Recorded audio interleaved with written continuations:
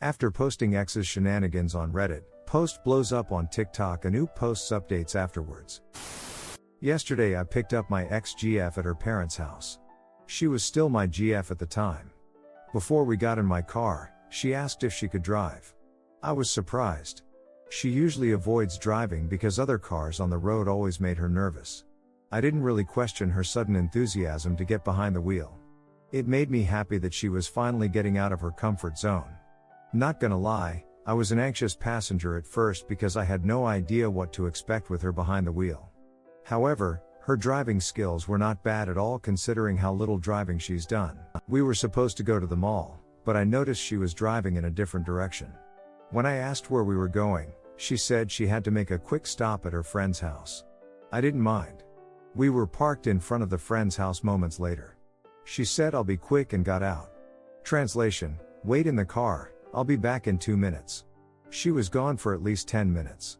I know because I almost finished listening to Bohemian Rhapsody twice. As soon as she returned to the car, she kissed me out of the blue. She was very passionate. When she was done, she said she knew I was planning to break up with her. It was true, I was. Apparently one of her friends heard it from one of my friends. Gossip girl poop. She said I should consider the kiss a goodbye gift from her and the guy whose DCK she just sucked inside the house. I didn't want to believe it, but she had compelling evidence on her phone to prove there was indeed a DCK in her mouth before she came out of that house. I didn't bother arguing with her. The damage was done. She got out of the car and entered the house again. My first breakup ever, and this is how it had to end?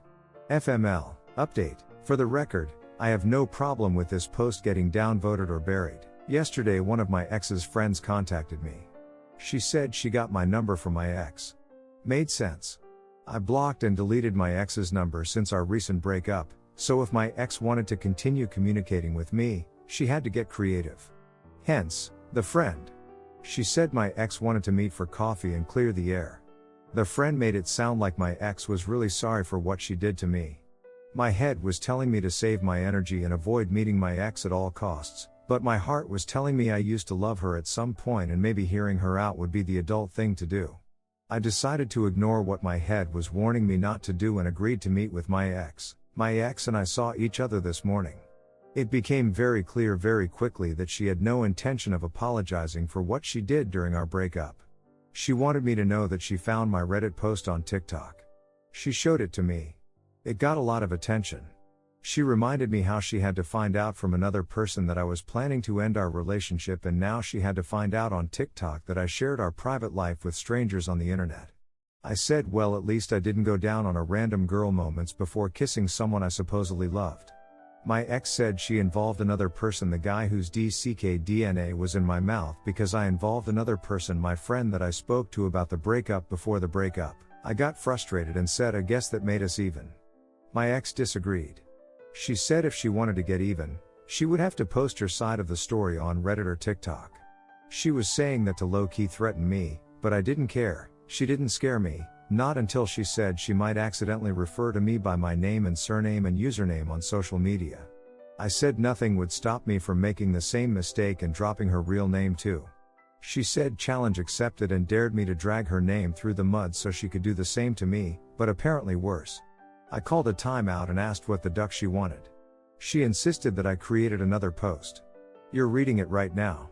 I was instructed to type the following words from her verbatim. I kissed you after asking someone else's DCK to teach you what someone with balls actually tasted like because you obviously had no balls to tell me it was over between us. We're both to blame for the bad breakup, but I blame you for most of our relationship problems because you were under the impression that being an introvert meant I was in charge of communication. I confessed to asking another dude's DCK when I was done making out with you. And guess what? I was still doing all the talking. I'm not perfect, but at least I told you what was going on instead of keeping my mouth shut. You can hate me all you want for using a random guy with a random DCK to hurt you. However, you've been using me since the beginning of our relationship.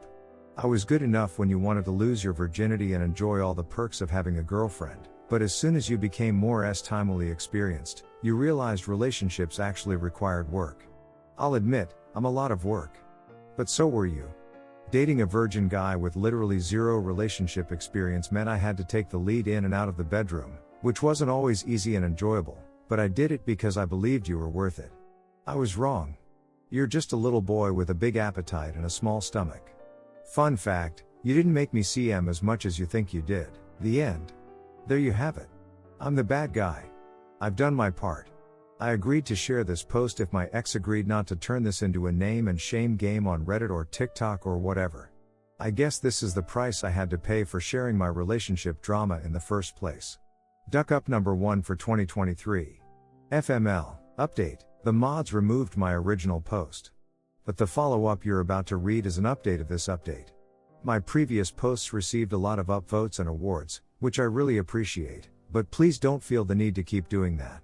This is not even my real account. The other day my mom asked me why my ex was no longer visiting our house like she used to.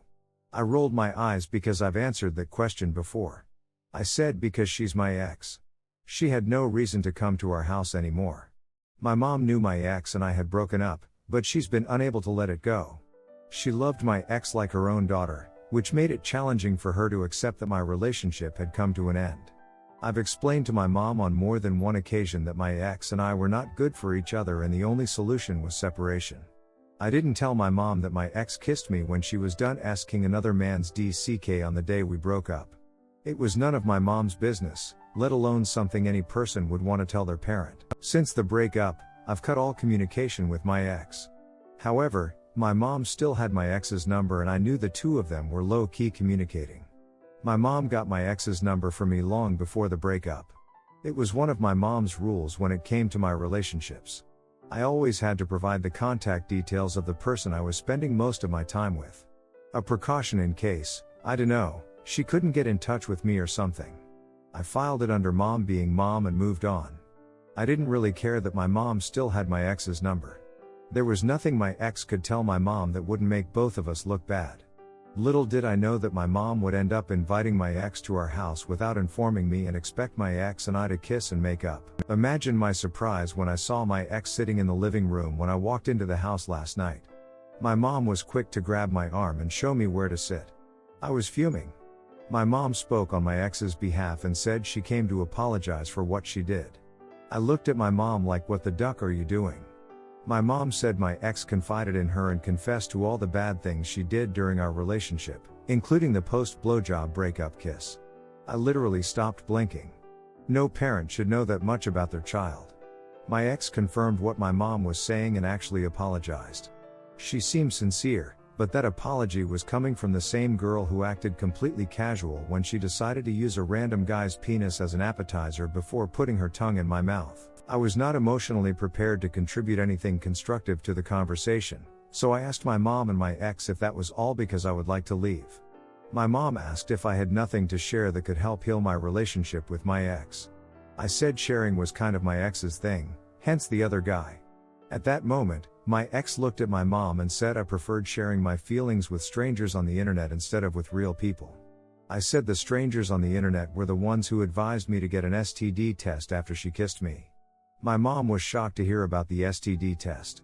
Even though I said I was clean, she got stuck on the fact that I said STD. My ex got up and said she was gonna go before I start using words like S-time-ool assault again. I got up too and asked my mom if we were done. My mom seemed confused and asked how did we get to STDs and S-time-ool assault. My ex said Reddit. He got it all from Reddit. I said technically I got it all from you and the DCK you sucked. My mom said she heard enough and asked my ex if she wanted to stay for dinner since the food was done. My ex said yes. Dinner was awkward and tense, but my ex and I managed to pretend we didn't hate each other for my mom's sake. My mom made some of her best dishes, which made it even more obvious that she genuinely expected a positive outcome. As I was shoveling down spaghetti, I came to the conclusion that I might be cursed to fight with my ex until we end up dead, or worse, together again. Duck that. I don't know the details my ex shared with my mom during their one-on-one conversations, but based on how unusually quiet my mom has been since yesterday, I'm guessing she heard more than she anticipated when I opened my mouth. It's really awkward between us now. Story 2. Oop discovers his wife is having an affair when he is called in by the police for questioning involving the assault of her lover. I'm completely lost because I just found out that my 42 meters wife 36F of 12 years has been having an affair from the police who called me in for questioning involving the assault of her lover. I don't know what I'm doing right now. I don't know if this is the right sub or even if I should be posting this, but I don't have a clear mind right now and I'm here to ask for some direction. I've been married to my wife for 12 years. We have an amazing 11 years old son. Until last night I thought we had a good marriage. I thought I was always really good to her. We have no money problems, no intimacy problems, and I have never taken her for granted. I honestly wake up every morning and thank God she is my wife. Now I don't know what to think. I got a call from my local PD as I was getting off work yesterday. They asked if I could come to the police station as soon as possible. I panicked. I asked if something had happened to my wife or son, but they said not to worry, just get to the station ASAP. When I got there, they put me in a room with a table and some chairs. They asked me my name, which I gave. Then they started asking all these questions about a guy my wife works with. I haven't seen or spoken to this guy literally since December 2019 at my wife's company Christmas party. The two officers kept asking me things like, how long have you known and how did you find out? The only answer I could give was, what are you talking about? After about an hour of this, I just stopped answering their questions and kept asking where my son and wife were and were they safe. We just kept going around and around until after about 2 hours on and off, because they would periodically leave the room for 15 to 20 minutes then come back and start it all over again like some cheap cop show. The last time they came in, the cop handed me a tablet and showed me a video of my wife and the guy from her work having time. I don't remember much right after that. I just remember screaming, what the F is this, over and over again. I had a full-blown panic attack right there in the middle of the police station. The police had a paramedic check me out and he said my blood pressure was something like 170/110. He wanted me to go to the hospital, but I refused, and said I needed to find my wife and my son. After I calmed down, the officers explained that the guy in the video had been having an affair with my wife, and apparently several other women. He had been found that morning in his driveway, beaten, timed, and set on fire. He was still alive but in critical condition and they didn't know if he would make it. His wife had given them permission to go through his phone and computer, and that's where they found the video of my wife. They asked me where I was that morning and I told them the gym, then work about 10 minutes from my gym.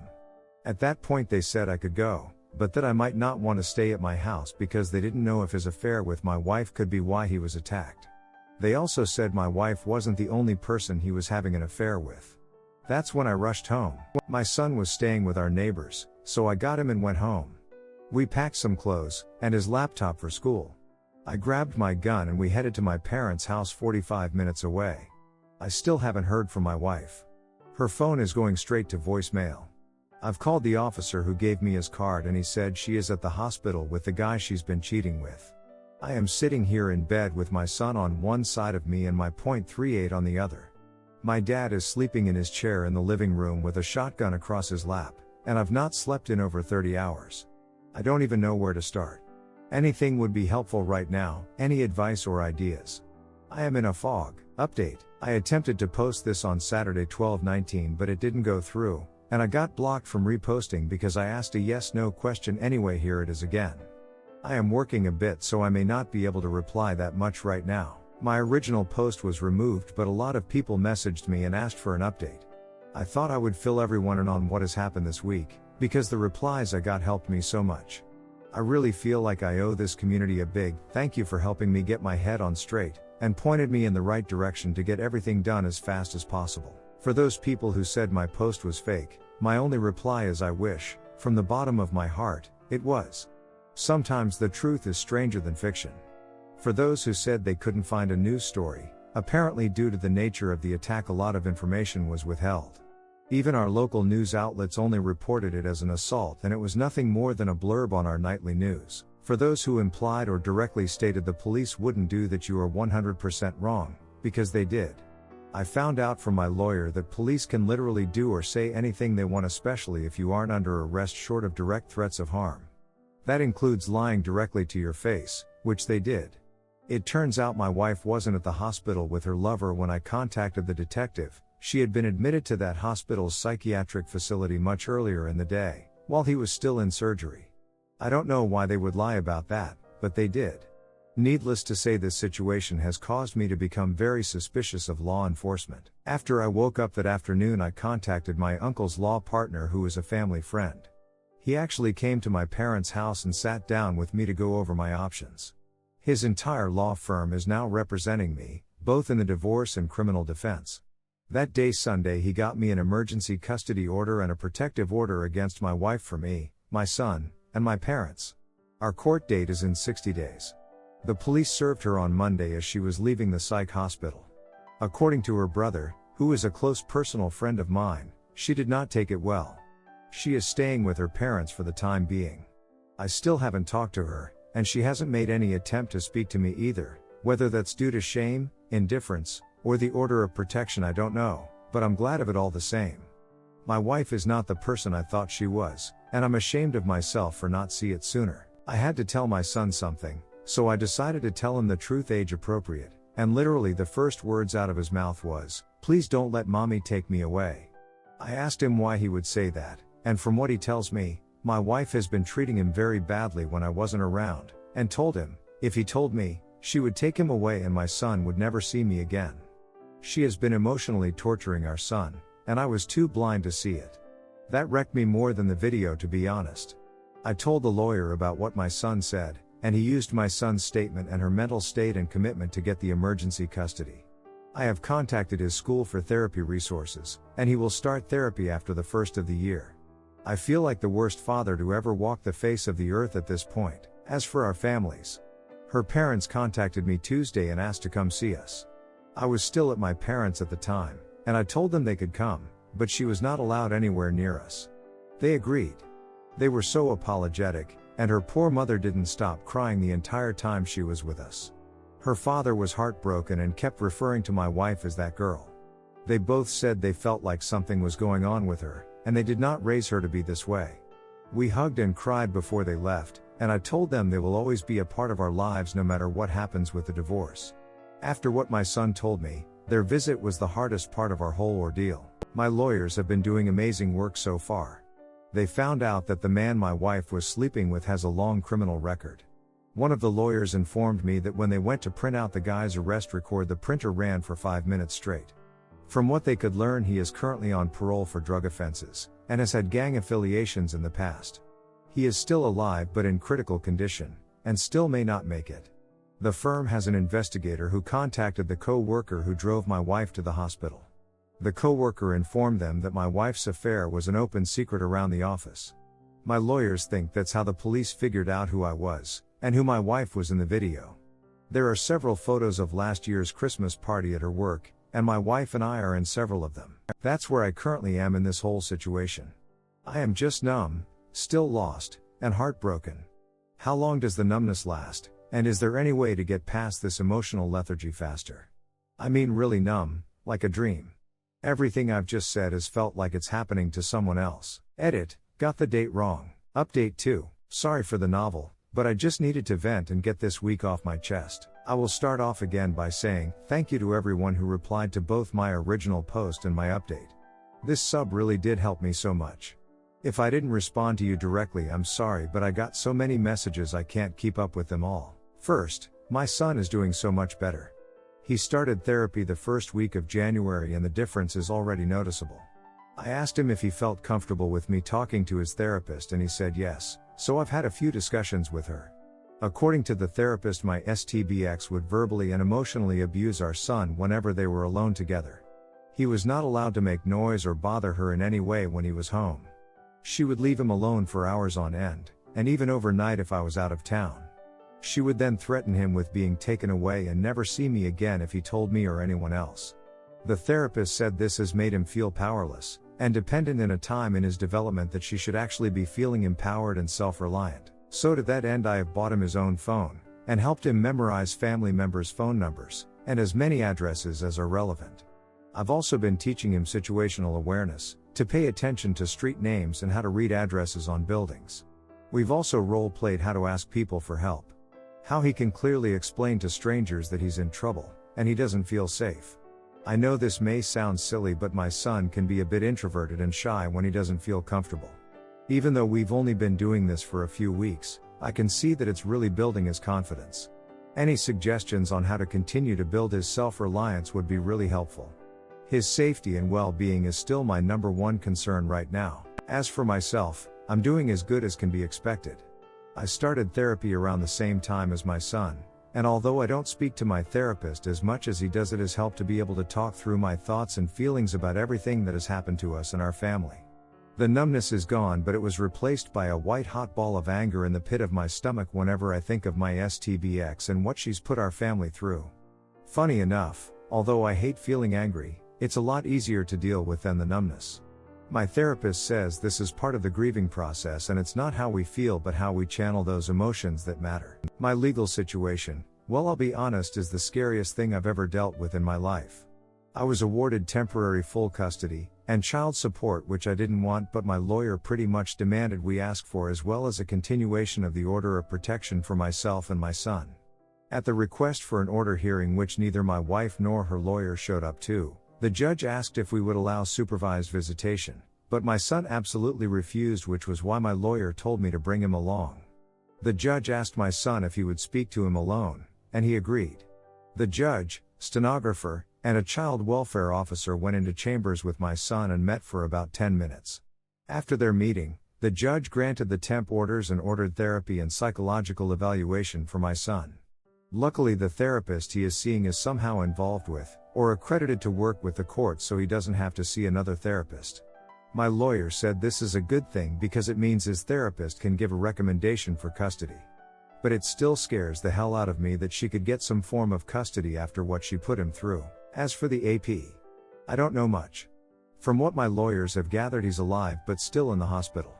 I haven't heard from the police since my initial interview, so nothing new to report there. As for my STBX, I still hadn't seen her since the day I was questioned until Thursday. She has attempted to call me a few times, but I haven't answered, and when she called from another number, I hung up immediately. I have nothing to say to her, and I don't want to hear anything she has to say to me. Her lawyer requested a preliminary hearing for our court-appointed mediation. She was served the second week of January. She was there with her lawyer, and I know this will sound petty, but even with the mask she looked bad. My STBX was always an attractive and athletic woman. I swear in our wedding photos she looks like a supermodel, but now, well, she's lost so much weight it's disturbing. She looked sick and frail. She didn't even look at me, she just sat with her face down through most of the meeting. Long story short, everything they asked for was ridiculous. They wanted visitation during the divorce proceedings and shared custody after. They want us to drop the ops. She wants to cohabitate until the divorce is finalized. I'm not joking. After all this, she wants to live in the same house. It was so insulting that my head throbbed through the whole meeting. But it was all worth it for the big reveal we gave to her lawyer. Her lawyer asked how we should handle discovery for the division of assets, to which my lawyer got this shocked look on his face and said, "What division of assets? Read the prenup." The look on her lawyer's face was priceless. She hadn't told her lawyer about the prenup. My late uncle, who was the founding partner of the law firm I use, wrote that prenup and actually hired her a lawyer to look over it for her before we married. According to my lawyer, it's a thing of beauty because we never mixed finances per my uncle's instructions. The house we live in was a gift to me from my uncle before we married. All the utilities and insurances are in my name. All the vehicles are registered in the owner's name only, and we never had to sign for any debt for each other. We have one shared savings account that is used for household maintenance and an emergency fund. It has around $8,000 in it, which she has already drained. There is less than $300 in it now. The prenup states that all marital assets and debt are to be divided 50-50, and ownership of all intangible assets and personal debt reverts back to the individual who accrued it. The adultery clause simply states that we agreed that if either party is caught or admits to committing adultery, they lose the right to claim any form of spousal support. There's a lot more to it than this, but my lawyer assures me that trying to break this prenup will be damn near impossible, because it is the most fair prenup he's ever read. But the last thing her lawyer asked for was what has really messed with me. He asked that we postpone the official mediation for 6 months while my STBX attends an inpatient rehabilitation facility for substance abuse. Some people in both my last posts stated that she might have a substance abuse issue, but I didn't even think about it, because I couldn't even fathom that. I talked to my lawyer and he said that we would discuss it and get back with them about our decision on that. Before we left, my STBX spoke, literally for the first time, and asked me to read a letter she had written me. My lawyer gave me the "this could be a snake so be careful" look, and I debated with myself for a moment but decided to take it. When I got home I read it, and now I wish I hadn't. It started off with all those busted cheater platitudes that everyone warned me about. I love you, I love our family, I know I mistreated son, and I hate myself for it, I want us again. But she did explain that after a major surgery she had about 2 years ago, she started abusing her medication. After a while she started buying them from some of the people she worked with, including AP. He became her go-to guy, and when she ran out of money she started sleeping with him to make up the difference. She said she hid this from me because she was afraid I would make her stop, and she couldn't feel right without them anymore. That he meant nothing to her but a fix, and she hates herself for doing what she's done both to herself and to us. Now she says she understands how awful what she's done is and wants to get better for our family, and asks me to at least give her some time to prove she wants this. Let me state, for the record, I will never get back with my wife. Our marriage was over the moment she cheated on me, and abused our son, but damn, where the F was I while all this was going on? I just feel like the most naive, obtuse idiot to ever walk the earth. And furthermore, how should I approach this from here? Am I just throwing her away, or am I still justified in feeling betrayed? I feel like such a failure as a husband and a father right now. I mean, I feel nothing for her but anger and resentment, but is this how you treat someone fighting the demons she's fighting? I'm just lost and feel so hopeless again. Anyway, any advice would be much appreciated here.